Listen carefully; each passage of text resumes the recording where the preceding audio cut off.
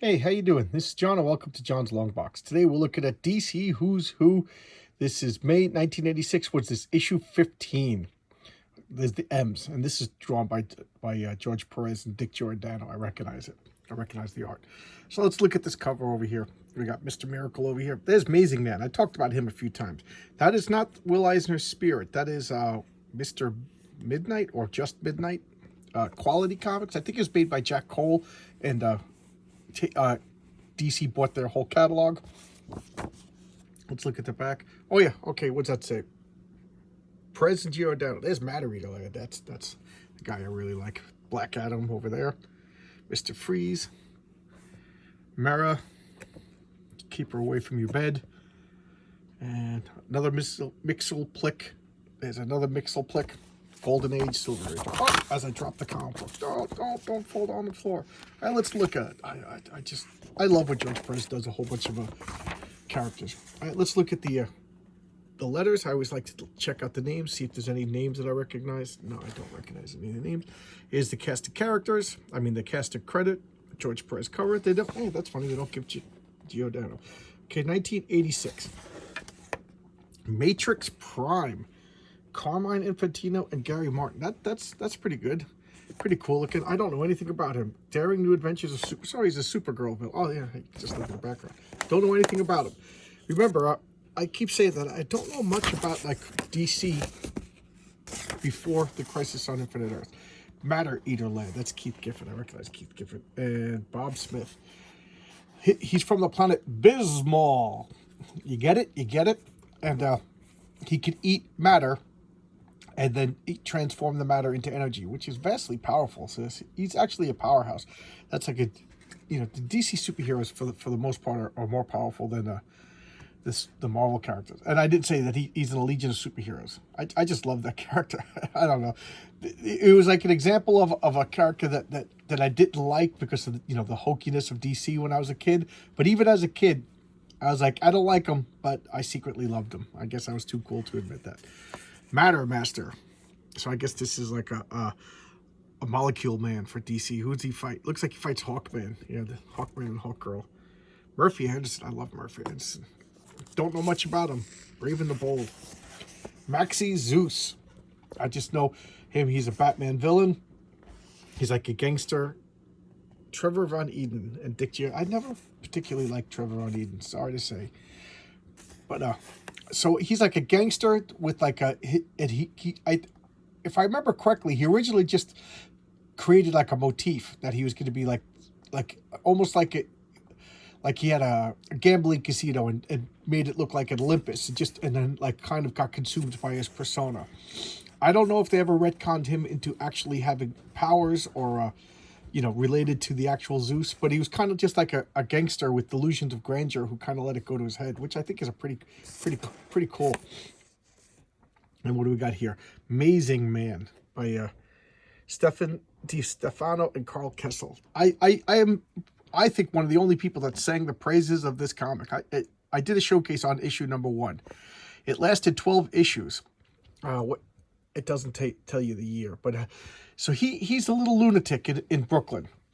He's got like mental problems, and they don't shy away from the fact that he has no powers. He's just a good, kind-hearted guy with mental problems, and this Stefano DiStefano, he had like a string of like little like amusing characters. He also did Hero Hotline, and he had another one I forget which, but. This one, I don't know, it was just charming. So he was just like a guy with no powers who would just go around and do like little helpful deeds. Like a little kid was going to eat bubble gum, so he went and pulled the bubble gum out until he did something like really heroic, like push a kid out of the way from getting hit by a truck.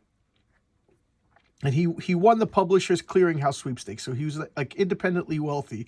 And then just dressed up like that and just walked around the neighborhood doing good deeds. And everybody in the neighborhood knew he was like a friendly lunatic who was harmless and nice and sweet, and they left him alone. And that's it. The only really, really weird thing about the comic is his best friend was Denton, who looked like a dog. So, like, and people made fun of him. So, like, was he a mutant? Like, was he genetically modified? But it's kind of like Brian in Family Guy. Just nobody really references it. It was a weird comic. I liked it. It didn't last too long.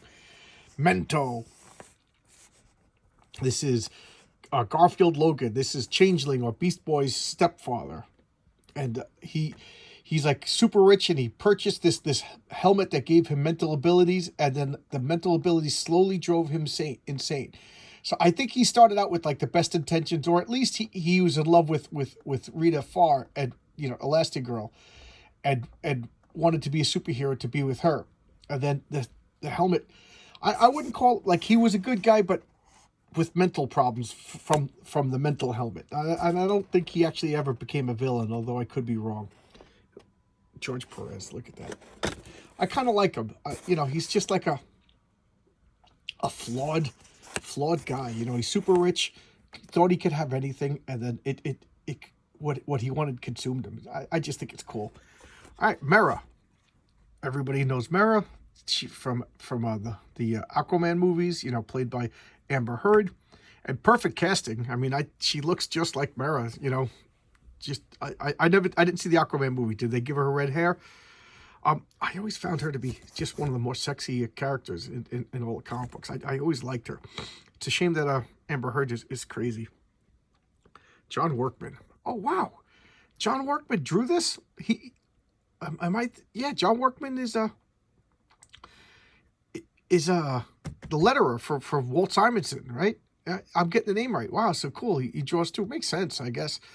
Now, look, I don't know why, but I'm thinking about this. But I'm not a Johnny Depp fan. Never liked him. To me, like, his good movies are the exceptions rather than the rule. I like Gilbert Grape. I liked Ed Wood. And I do like the Pirates of the Caribbean, but other than that, I don't think the guy's that great. Sometimes, like the Willy Wonka, I just want to strangle him. He's terrible. But I'm doesn't mean I wasn't rooting for him with this Amber Heard, because she just looked like a crazy person. It's a shame now that I'm looking at Mera and I'm talking about current events. Mercenaries of Fortune. I don't know anything about this. Let's see who drew this. Sam Glanzman. I don't know anything about this. Nothing. I don't even know what comic book they're from. But cool. Military comics. Merlin the Archer. I know he fought Green Arrow. And who drew this? Mark Gruenwald and Rick Mann. I like Mark Gruenwald. Mark Gruenwald. He became famous for lots of things, but one of the notable things was the Squadron Supreme comic over at Marvel, and he became like synonymous with them. Like, they became him, to the point when he died, they mixed his ashes with the ink. I don't know if that's true or not, but I always heard that was the legend. There you go. Talking about Marvel Comics with Merlin. Why? Because I don't really know too much about Merlin. Mary, the Girl of 1,000 Gimmicks. This is Rick Strozzi and Carlos Vingran. I don't know anything about her. Star Spangled Comics. Who is she? Oh, so Stars and Stripesy. So I guess she was like the girl with that. That looks like a Jack Kirby drawing, but it's just old fashioned. I don't know much about her. It looks like she teamed up with Star Spangled Kid every once in a while. Pretty cool. All right. Metallo. A kryptonite powered. I don't know if he's a robot or if he's a human cybernetic, but because it's one of those things that always change. This is pure Greg Theakson, who's been inking all of Jack Kirby's comics, illustrations in this comic series. I didn't like Metallo because I always hated the name. I still hate the name, but I've grown to like the character. I just like the idea of a Superman foe powered by kryptonite. That Superman's got to. He gives Superman a run for his money, because Superman. That's the one thing about Superman. He's too powerful, and every time you tame him down, every time you lessen his powers, it doesn't last too long. So what do? You got to make a villain that's got the kryptonite powers. The Metal Men. I've always liked the Metal Men. So let's see. We got Will Magnus. He created them. So we got gold, iron, lead, mercury, nameless. I don't know, nameless, platinum and tin. And I know that they brought it back and they had copper.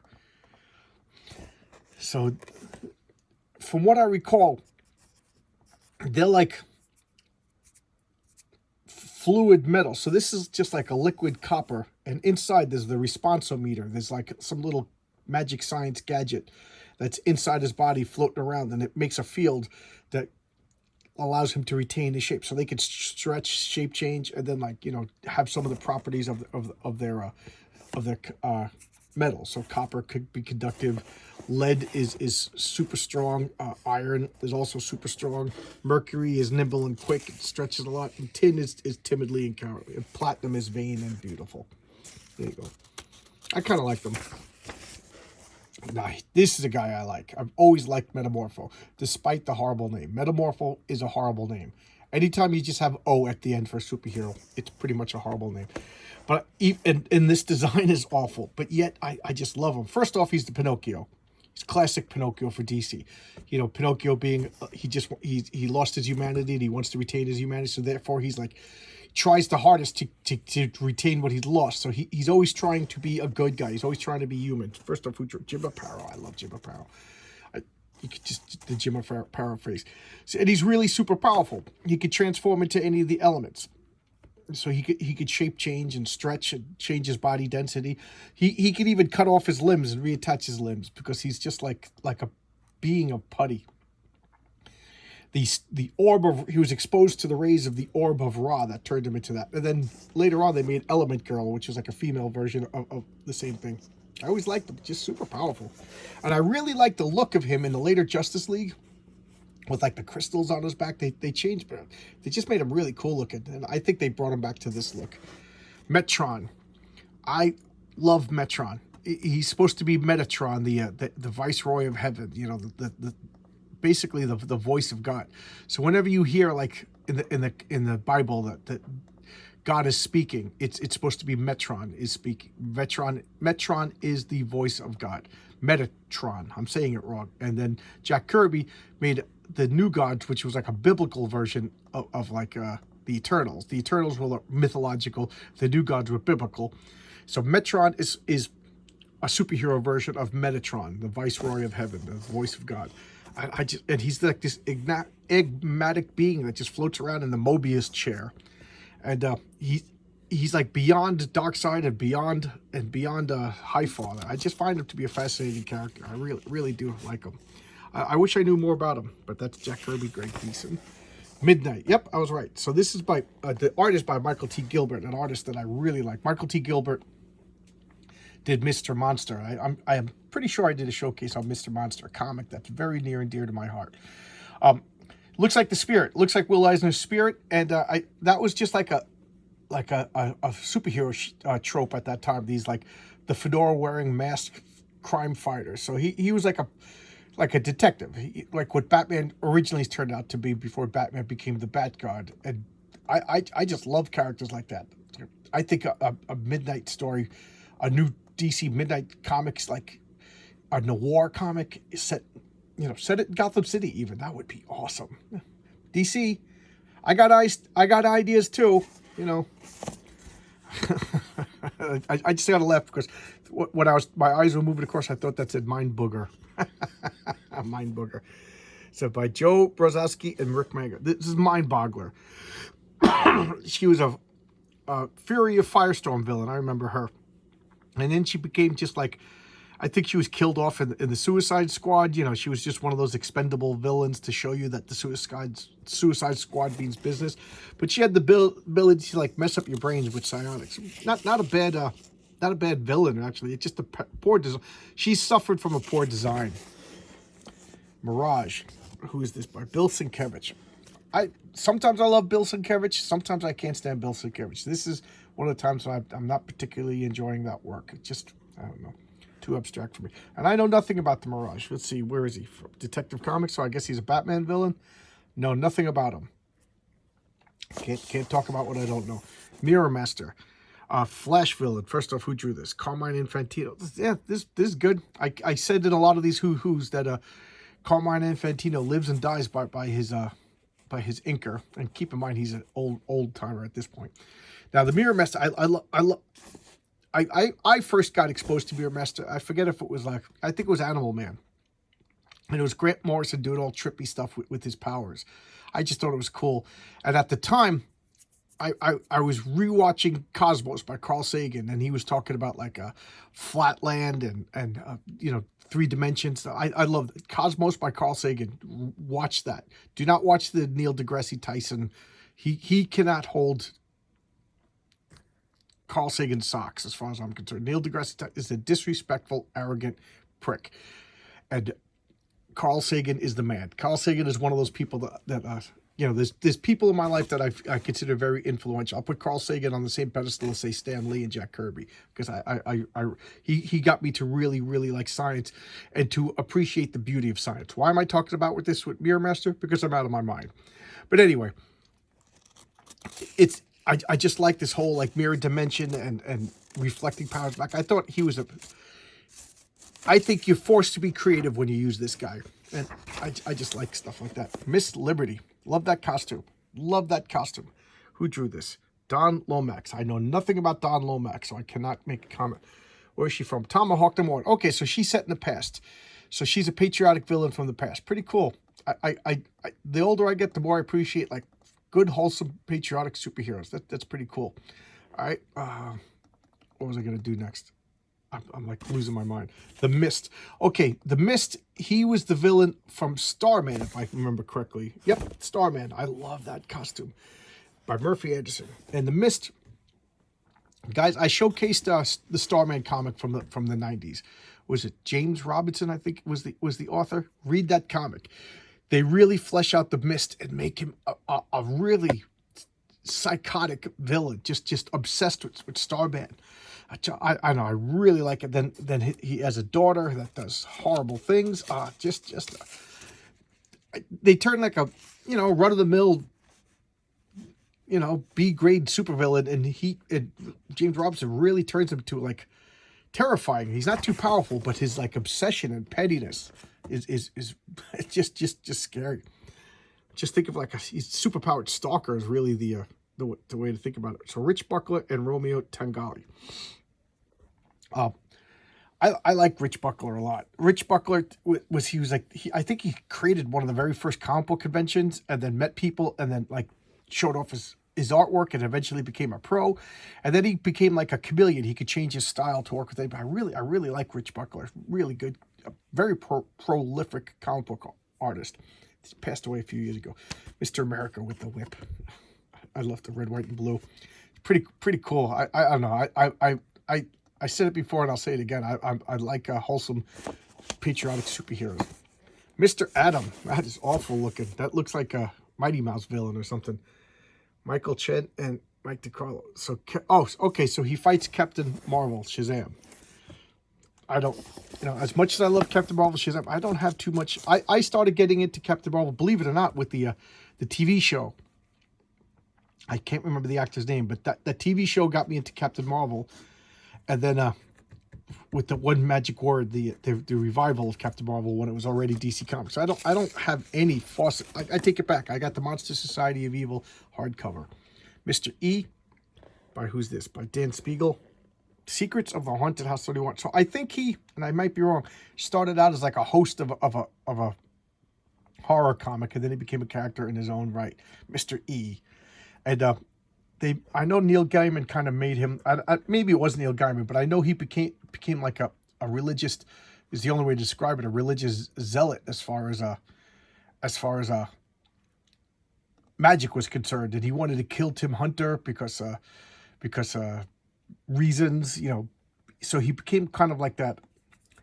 A zealot is the only way to describe it. I don't know if that's the way he originally was, because my introduction with him was kind of like the Books of Magic by Neil Gaiman, which I did showcase.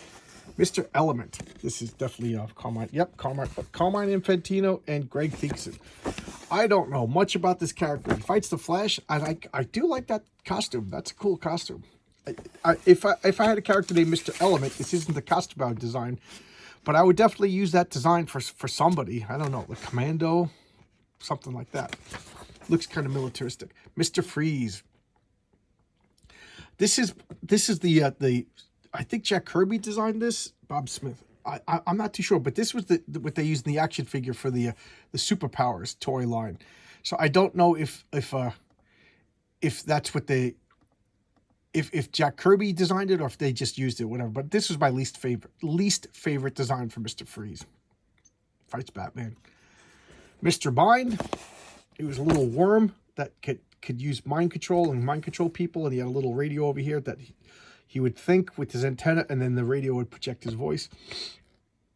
And he was the leader of the Monster Society of Evil for Captain Marvel. I don't know. I always kind of liked him. I know that goes against my hokey, hatred of all things hokey, but I like Mr. Mind. And here's Mr. Monster Society of Evil. I'll pull out. And then let's we got Black Adam, Captain Nazi, Crocodile Man, Dr. Savannah, Dummy, Evil Eye, Goat Man, Ibek, Jeepers, King Kull, Mr. Adam, Mr. Banjo, Mr. Mind, Mr. Who, Nippo. Nippo. He's Japanese. What was that? Nioli? I don't know that. Augur, and Remulus. That guy is probably the most powerful villain in the world, Mr. Banjo. I don't know much about him. Mr. Miracle, Scott Free, the son of Highfather, by Jack Kirby and Dick Giordano. So he's the greatest escape artist that ever lived. So what happened was Darkseid surrendered to Highfather, and they came up with a peace treaty. And what they were going to do is in order to ensure the peace, they were going to have like a political hostage exchange. So Highfather got to raise Orion, which was Darkseid's son in New Genesis, and Darkseid got Scott Free and Rose and Rose as his kid. And what did Darkseid do? He figured he was going to turn him evil, and Orion would never turn evil, so he would have twice as much evil. And he tortured Scott Free, put him in like an orphanage. Granny Goodness would beat him up, and every day he would like break out, just try to. So he became an escape artist out of necessity in order to escape being tortured. And he never broke. He never changed. He always stayed a good guy. So there you go. Whereas Orion got converted. He has a bestial nature, but goodness won him over. So Darkseid ended up having two of his worst foes. I always hated Mr. Mxyzptlk. Always hated Mxyzptlk. I don't care if the Golden Age version, the Silver Age version, I hate Mxyzptlk. This was like a thing for a while. So Marshall Rogers. Every superhero had like an all-powerful imp. So Batman had Batmite, Superman had Mxyzptlk, the Fantastic Four had the Impossible Man. I just hate these. The only one I like is the Impossible Man. And Tawky Tawny. He was Kurt Schaffenberg. So he was like a genetically modified tiger that became civilized and hung out with Captain Marvel and the Marvel gang. Later on, and when they reintroduced him, he was a puka, meaning he was like an invisible creature that only Mary and Billy could see. I don't know which version I like better. That's kind of controversial. Let's see what's got. The DC Challenge was awful. The Titans, Firestorm, Amazing. There you go, Amazing Man, Aquaman, and Action. Here's the back cover again. So there you go. I have a big fondness for the series. It's a lot of fun. Who's your favorite character out of this? Does anybody besides me know Amazing Man? What else do you think? Who else do you like here? That is such a cool costume. Mara, it's a shame. Mara is always going to be associated with that lunatic. All right, so I'll see you guys tomorrow with another video. This is Saturday's video, and I'm going to be going to my niece's, but I'm probably not going to be staying over, so I might be around to do the Sunday comics. I'll just if you're interested and I'm online, but if I'm not, understand that I went away to my niece's house and I probably didn't get home in time. All right, I'll see you. Bye-bye.